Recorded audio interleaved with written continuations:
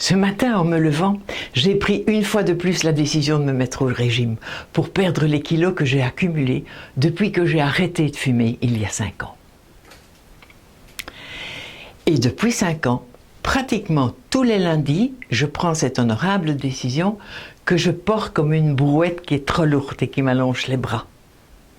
Et puis, sans crier gare, j'envoie balader la brouette. Et comme un conspirateur, je m'approche sournoisement du frigo. Alors un conflit s'installe entre la raison et l'émotion. J'ouvre la porte du frigo pour apaiser l'impression de manque de la petite fille qui vit en moi. Et elle se met à fantasmer sur les plaisirs suaves que vont lui procurer les aliments présents dans le frigo.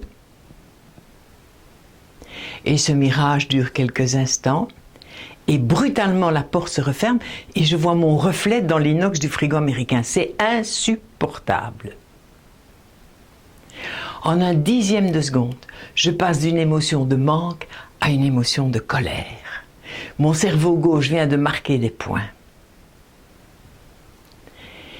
Et mon cerveau droit, celui qui ressent les choses, il fait le mort. Il laisse l'autre savourer sa victoire. Mais il lui réserve un chien de sa chienne.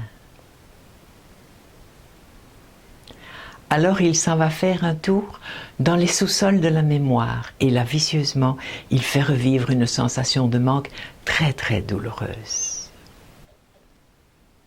Tout est noir. Autour de moi, il n'y a pas d'image, il n'y a pas de son. Il y a juste une énorme sensation douloureuse de manque. J'ai l'impression de ne pas avoir de corps. Alors je m'écroule sur la chaise à côté de moi et des larmes se forment dans mes yeux. J'ai une sorte d'impression qui se dessine autour de mes épaules.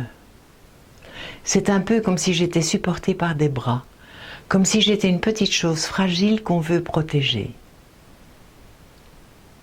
Alors une sensation de chaleur apparaît autour de moi et mon inconscient commence à livrer ses secrets.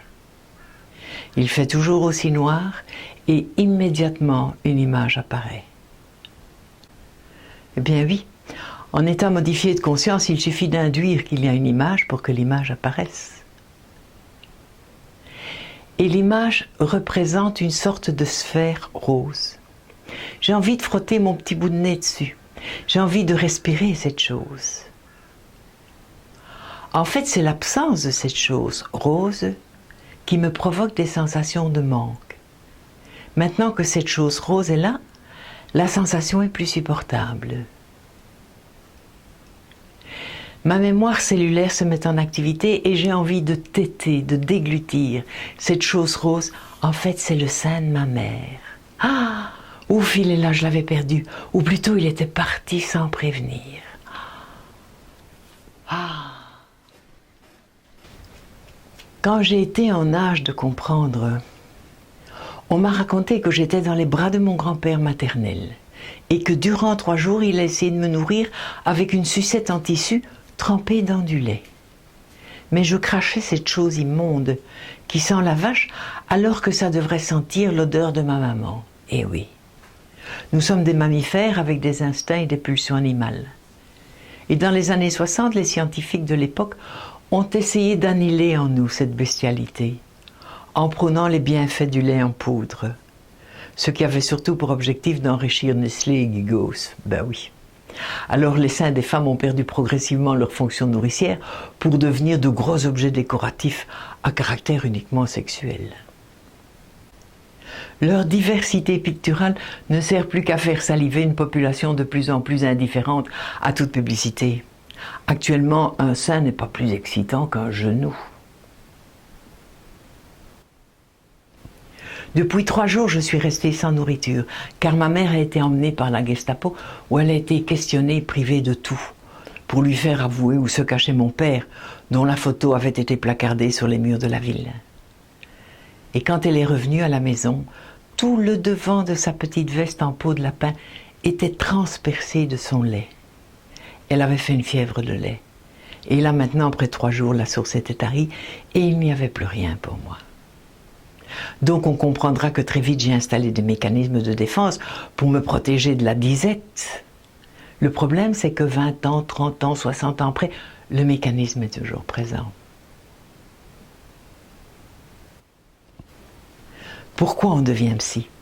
Eh bien, c'est parce qu'on veut comprendre cette compulsion à vouloir posséder de la nourriture pour un régiment, alors qu'on passe sa vie à vouloir faire régime. Encore aujourd'hui, j'invite mon mari à faire les courses tout seul, car moi je vais acheter tout le magasin en 2 et 3 exemplaires. On ne sait jamais. Un autre exemple, quand j'invite des amis à dîner, je cuisine tellement de choses qu'on en a pour 3 jours. Eh bien, ce mécanisme est lié lui aussi au traumatisme d'une insatisfaction buccale enfantine.